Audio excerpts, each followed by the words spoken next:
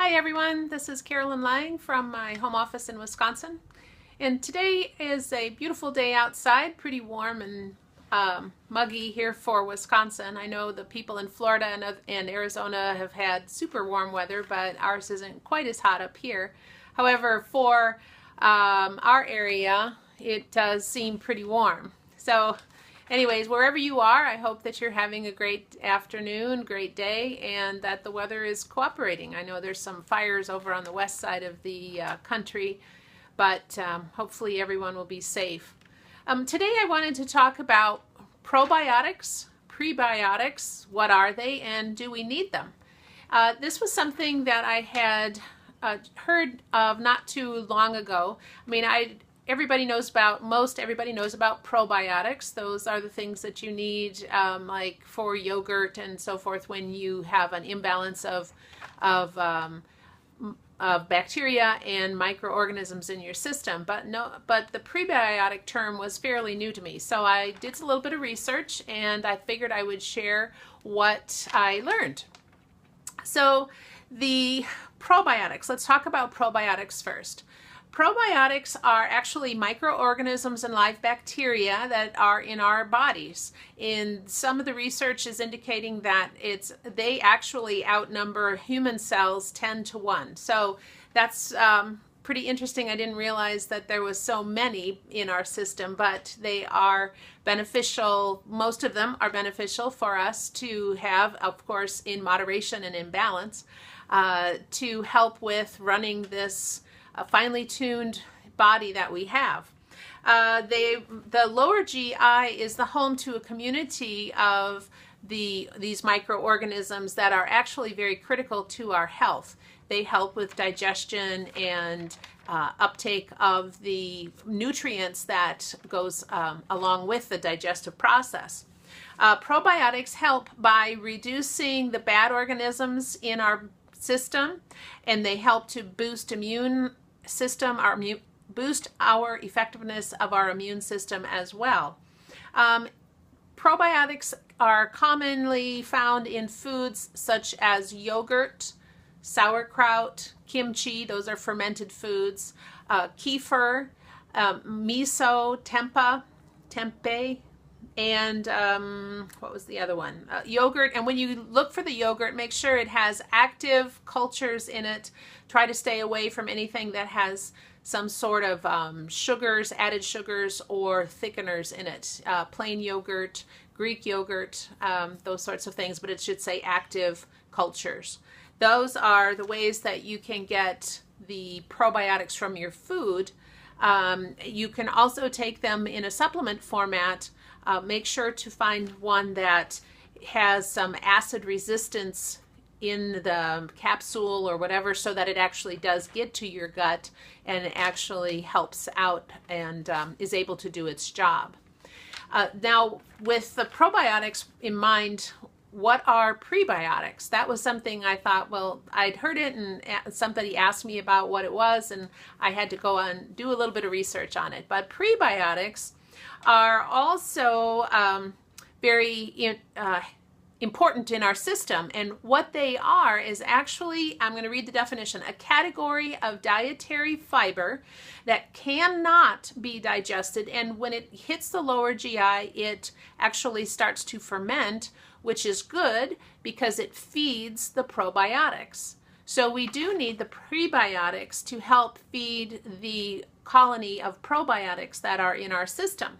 So that would be the good organisms. The fiber that they're talking about is a group of fibers called oligosaccharides, and there's 3 of them that they mentioned in the report. One was the fructo oligosaccharides, the other one was galacto oligosaccharides, and the other one was inulin. And so those are very important prebiotics that then help the rest of your system work better by keeping the colony of the good bacteria actually well-fed and robust and healthy. What does the prebiotics do to help? They actually are important for reducing inflammation in your body, and 4 reactions that are mentioned in the report. Now, I read about something on Dr. Josh Axe, and I read a couple of other reports out there, but all of them talked about they ease the digestive process problems, particularly patients with IBS, colitis, Crohn's, those sorts of things. It helps to keep that system regulated.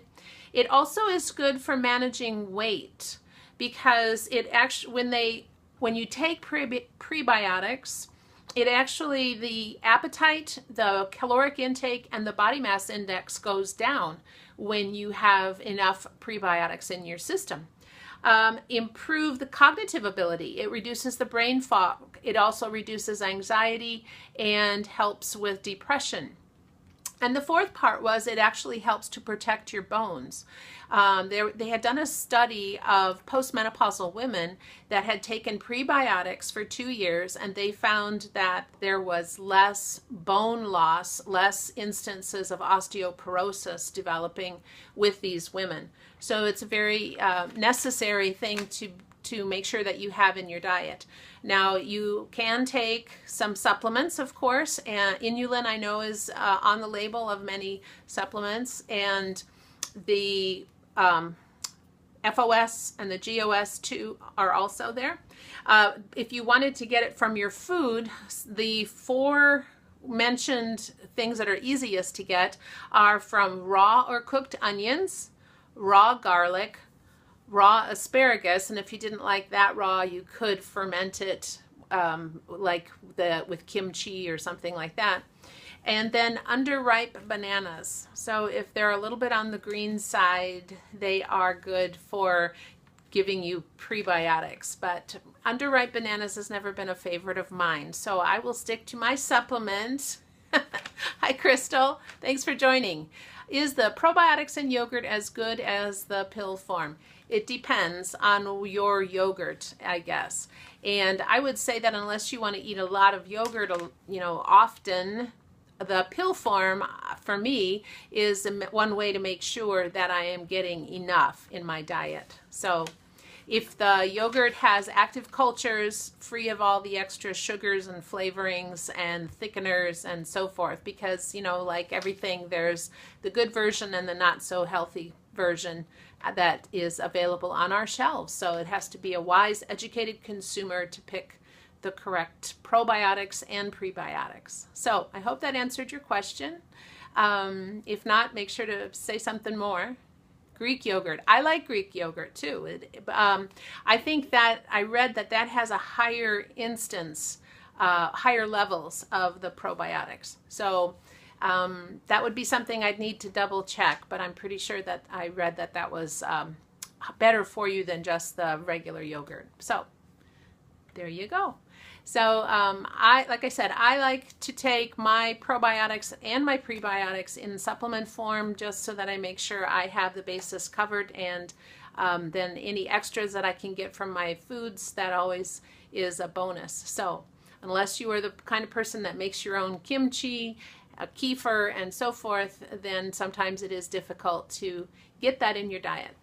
So I hope that has helped you out today. If it has, make sure to like my page. You can go and visit Wellness Tips for Carolyn on Facebook, and feel free to share this. And if you have any more research or tips that you have come up with yourself, don't hesitate to put them in the comments so that we can share in finding out the best thing for our systems and helping us to live our life healthy and long. So have a great afternoon. Take care. You are welcome, Crystal.